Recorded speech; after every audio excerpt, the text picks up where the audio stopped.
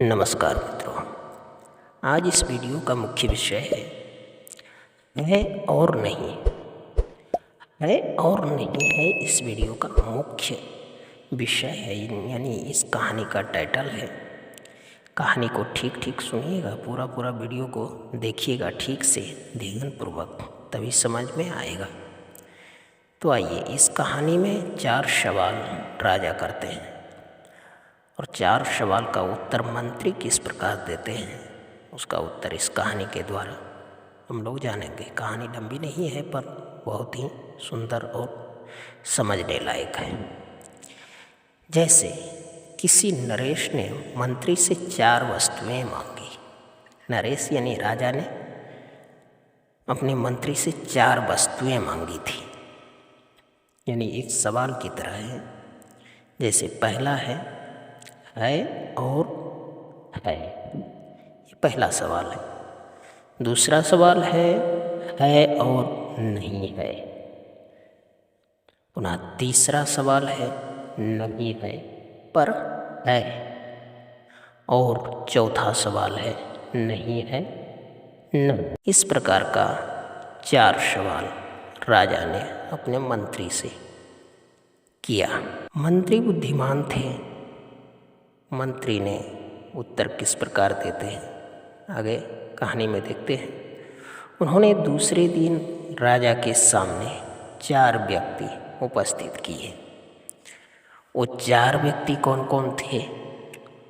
पहला धर्मात्मा सेठ, दूसरा वेश्या, तीसरा साधु और चौथा बहेलिया। यानी उनके 4 सवालों का ये उत्तर लेकर के राजा के सामने खड़े हो गए। फिर राजा ने पूछा कि ये लोग क्यों लाए गए हैं? मंत्री से राजा ने पूछा। तो फिर मंत्री ने कहा, आपने 4 वस्तुएं मंगाई थी, वे सामने हैं। उनमें पहली वस्तु है और है। ये सेठ जी है और है, ये पहला वस्तु है सेठ जी। वो कैसे? तो कहते हैं इनके पास यहाँ संपत्ति है, सुख है और ये धर्मात्मा है। पुण्य कर्म करते हैं, इससे परलोक में भी इन्हें अपने पुण्य के फल से सुख मिलेगा।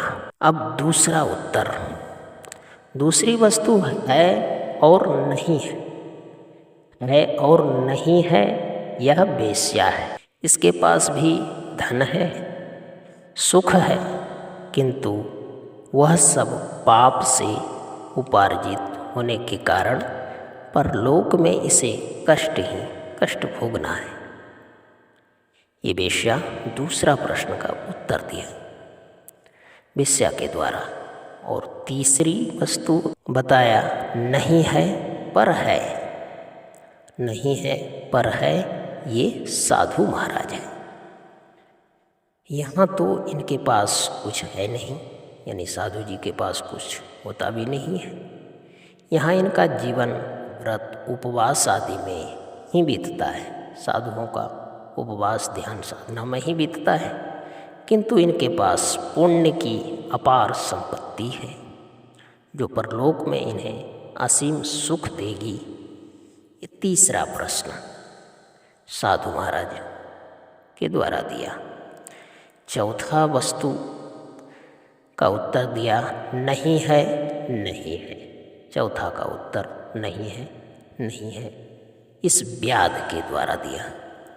व्याध कैसे हैं?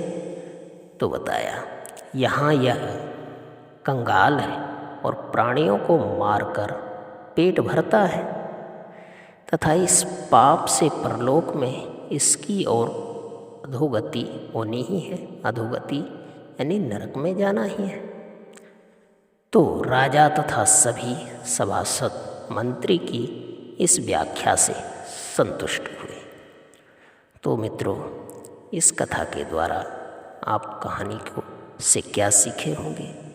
ज़रूर कुछ सीखे होंगे। मैं आशा करता हूँ कि कहानी अच्छी लगी होगी। कहानी अच्छी लगी तो वीडियो को सब्सक्राइब करें, लाइक करें और शेयर करें। मिलते हैं अगली वीडियो में। अगली प्रसंग को लेकर के। तब तक के लिए नमस्कार।